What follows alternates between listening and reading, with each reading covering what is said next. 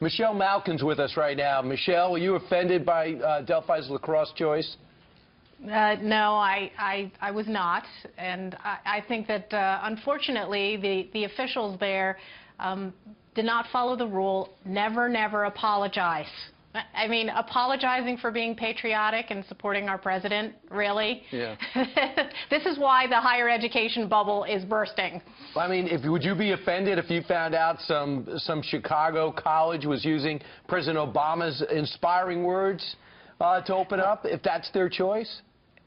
No, of course not. And, you know, I think this is why more and more parents are realizing that college does not have a very good return on the investment. Good point. All right, Kellyanne, speaking of apologizing, you know, I think the Democrats across the board would like to see the President of the United States apologize for firing James Comey, even though they were all calling for his head starting last summer when he announced that they were looking at Hillary Clinton's crazy email situation. What do you make of what is going on and how the room temperature has risen in Washington, D.C.? Yeah, well, you know, you hear this mantra over and over again that it's the timing of the firing that's really troubling. It's not the timing. It's the fact that President Trump has the authority to fire and hire. These people still have not accepted that Trump won and Hillary lost, and they haven't gotten over that. And the hypocrisy is overwhelming. It is gobsmacking in its volume. I mean, how phony have these Democrat hypocrites been? Let us count the ways. These people are now hewing and crying over a constitutional crisis.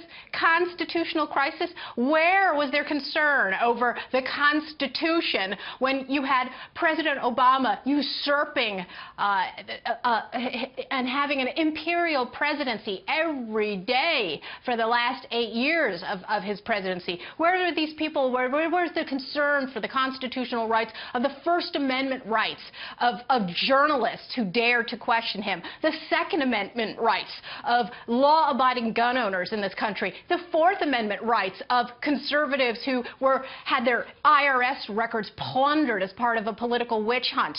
And how about the 10th Amendment? Do these people even know what the 10th Amendment is?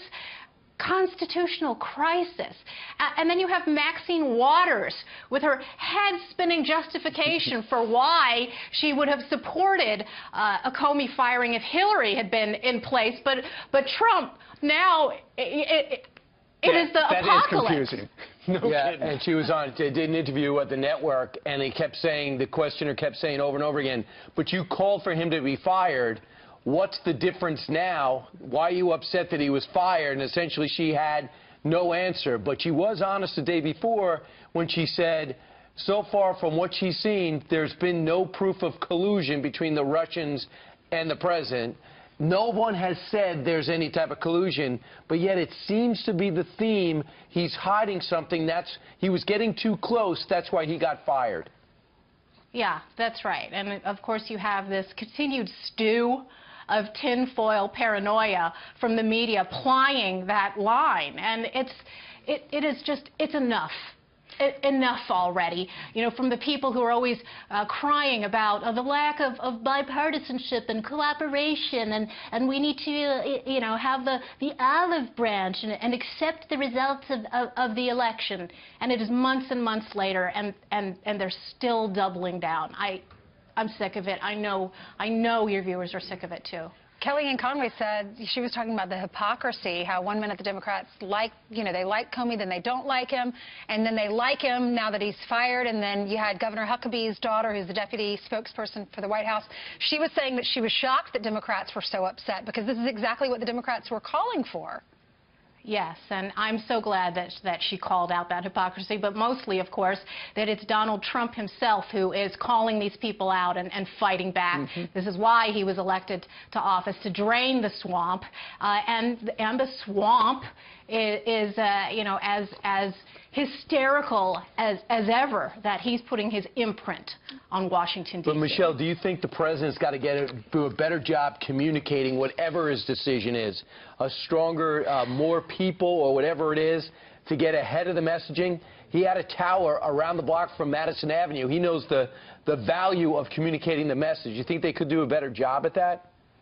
Well, you could speak as clearly and with as clarion tone as you possibly could, and still not be able to cut through the smoke screen of the anti-Trump media. I think they're doing a fine enough job calling out this hypocrisy. And yes, a lot of times repetition is the way that you need to defeat these people. And to your point, Michelle, we've got a graphic to show how the networks covered last night, not just Comey, but the Russian angle of it. And look at that. It's almost 8 minutes on CBS, about the same for ABC, and 9 minutes for NBC. And clearly the message was, the implied message with a lot of the folks on cable news, it is the reason Donald Trump fired James Comey was because he wanted to cover up the whole Russia thing. Yeah, and what part of James Clapper's testimony when he said that there was no evidence of collusion between the Trump and the Russians, do these people not understand? I mean, it's the agenda-driven media, and I think what people need to see clearly here is that, I mean, these people are like Marsha Brady, right? Jan Brady. Russia, Russia, Russia, Russia, Russia, Russia. And every time they soak up precious news time talking about that, they're distracting the American public from so many important stories that are happening across this country, and, of course, the successes of the Trump administration to date. All right, let's talk about this story. We interviewed Benjamin Lake, who's the father of little Lennox, who's a 6-year-old little boy. They live in California. They were going to Disneyland, and they were hit by an illegal immigrant who had been deported 15 times. The guy, his blood alcohol level was 2 times the legal limit, and he fled. Thankfully, he was found because his car was so badly damaged. Here's a picture of Lennox. He's undergone several surgeries. The good news is, Michelle, he did survive, and he's going to be okay. He's still in the hospital. This is what the dad had to say earlier. How did you feel about this before it really affected your family, though? You know, I was kind of one of those things where I was kind of like indifferent. I didn't really know the impact. I didn't want to believe that there was this big of an impact, but it's real. It's there, and it's scary to know that, you know, these people are running around and can hurt people, and then it's hard to get any sort of recompensation from them. We have a systemic problem that we all need to deal with. I don't think it's Republican or Democrat. I think as Americans we just need to make sure that our country's safe for our kids and for the future generations, that we're not letting bad people stay here or keep coming back. So, Michelle, just like Kate Steinle's family, they just said, you know, we didn't really think about the fact that we live in a sanctuary city or we live close to the border. We didn't think about this because it didn't affect our family.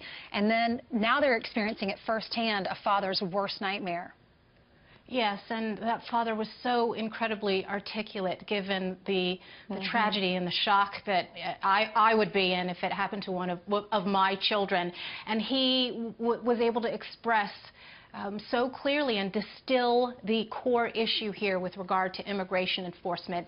It is a systemic failure. This is a message that I've been sending for more than a quarter century now. Look, this story continues to happen over and over and over again. This is why Jeff Sessions and Donald Trump have taken the steps they have in the last several months and antagonized the entire open borders system. And as the father correctly pointed out, it is not a partisan issue. And we got to this mess in the first place because you had collusion and an alliance between big business Republicans and open borders Democrats who saw sabotaging immigration enforcement as a way to secure a permanent ruling majority. Just Google the words drunk illegal alien kills and you will see how frequently that this has happened in America. And finally, we have a president and an attorney general who have drawn the line. There's no more 15 strikes, you're out, 30 strikes, you're out, 35 strikes, you're out. This was the entire purpose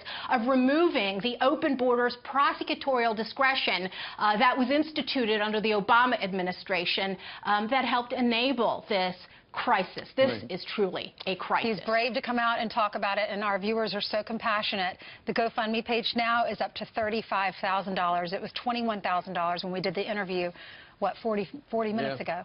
That's great. All right. Michelle, thank you very much for joining us today from Oklahoma City. We covered a lot of territory. You bet. All right. Thanks, Michelle. Great to see you.